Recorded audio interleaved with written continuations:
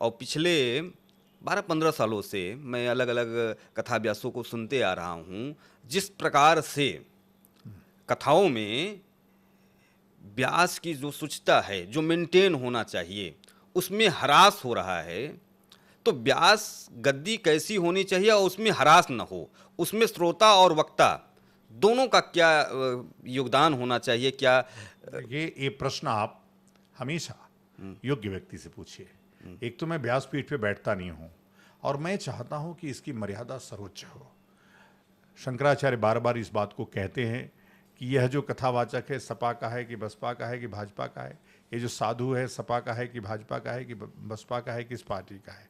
आजकल पूरे व्यासपीठ को दूषित करने के लिए, भाई जिस व्यक्ति का अपना ही आचरण ठीक ना हो कथा क्या सुनाएगा। तो सबसे पहले तो सदाचारी व्यक्ति को व्यासपीठ पे बैठना चाहिए। व्यासपीठ काष्ठ की होनी चाहिए, बहुत ज़्यादा सुसज्जित ना हो जिससे व्यक्ति में वैभव तो आए लेकिन आस्था ना आए। दो बातें, वैभव आना अलग विषय है और आस्था आना अलग विषय है।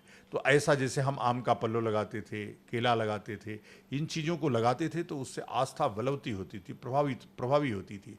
लेकिन आजकल क्या है कि बड़ी बड़ी मंच, अच्छी अच्छी लाइटें आप लगा देते हैं तो वैभवशाली तो हो जाता है लेकिन आस्था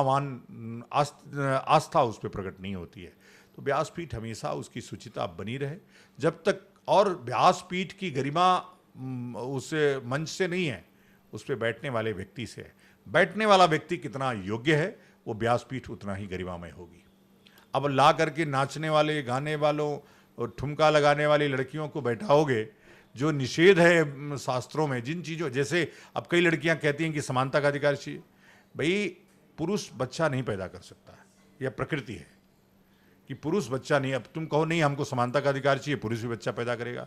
वैसे ही व्यासपीठ पे स्त्रियों का प्रवेश बैठना मना है, शास्त्र में मना है।